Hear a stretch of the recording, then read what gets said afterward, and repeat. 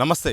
SC వర్గీకరణ తీర్పు మాత్రం సుప్రీంకోర్టు ఇచ్చింది. ఈ నేపథ్యంలో వర్గీకరణ చుట్టూ మాత్రం వార్తలు అయితే వస్తున్నాయి. ఒకవైపు పాజిటివ్గా, మరోవైపు నెగిటివ్గా. అయితే వర్గీకరణ విషయంలో ప్రభుత్వాలు కూడా వెనుక ముందు ఆడుతున్నాయి. కేంద్ర ప్రభుత్వం ఇప్పుడు కాంగ్రెస్ పార్టీ లాంటి కూడా ఆలోచిస్తామని చెప్తుంది. రాష్ట్రంలో మాత్రం వర్గీకరణ ఎట్టి పరిస్థితుల్లో అమలు చేస్తామని చెప్తుంది. దీనిపై మాత్రం మాట్లాడదాం. ఇదే అంశంపై వర్గీకరణ విషయంలో అభిప్రాయం ఏంటి? మాల మహానాడు జాతీయ అధ్యక్షుడు ప్రస్తుతం చెన్నై గారు మనతో ఉన్నారు.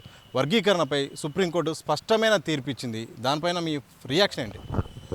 అది సుప్రీంకోర్టు తీర్పు కాదు, ఇది మోడీ తీర్పు. ఆ తీర్పు ఇంకా ఎవరెవరు ఉన్నారు అనేది నారా చంద్రబాబు నాయుడు ఉన్నాడు, వెంకయ్య నాయుడు ఉన్నాడు, కిషన్ రెడ్డి ఉన్నాడు.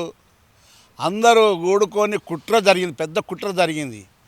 కుట్ర ద్వారా చేసింది. కానీ సుప్రీంకోర్టు తీర్పు కాదు, అనుకూలంగా చెప్పించుకున్న తీర్పు. మేము ఆ తీర్పు పూరా వ్యతిరేకం చేస్తున్నాము. ఆ తీర్పుకు మేము రేపు 21 నాడు బంద్ పిలిపించినాం. 23 జిల్లాలలో మొత్తం శాంతియుతంగా బంద్ పాటించాలని, ఈ ఎస్సీ వర్గీకరణ ఆపేయాలని, మేము పాటించాలని, అందరూ స్పష్టంగా మంచిగా చేయాలని మేము పిలుపునిచ్చినాం. అదేవిధంగా మేము ఆ సుప్రీంకోర్టు తీర్పును మేము 9 మంది న్యాయమూర్తులతోటి పెట్టి మళ్ళీ రిపిటేషన్ వేసి కొట్టేపిస్తామని కూడా మేము డిమాండ్ చేస్తున్నాం. ఎందుకంటే అదే కోర్టు ఎస్సీ వర్గీకరణ చెల్లదని తీర్పిచ్చిన కోర్టు, అదే కోర్టు మళ్ళీ ఇప్పుడు ఏ రాష్ట్రం ఆ రాష్ట్రం చేసుకోవాలని ఎట్ట ఇస్తుంది?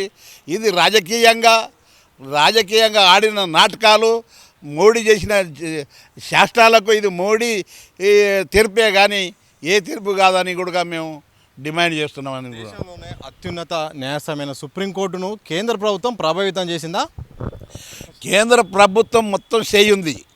ఎందుకంటే మాట ఇచ్చినవని మొన్న ఎలక్షన్లలో మోడీ గారు వచ్చి విశ్వరూప సభలో మాట ఇచ్చిన, నేను కృష్ణమాదేవికి నేను మాట ఇచ్చిన అని అనుకం నారా చంద్రబాబు నాయుడు కుప్పంలో మాట్లాడాడు.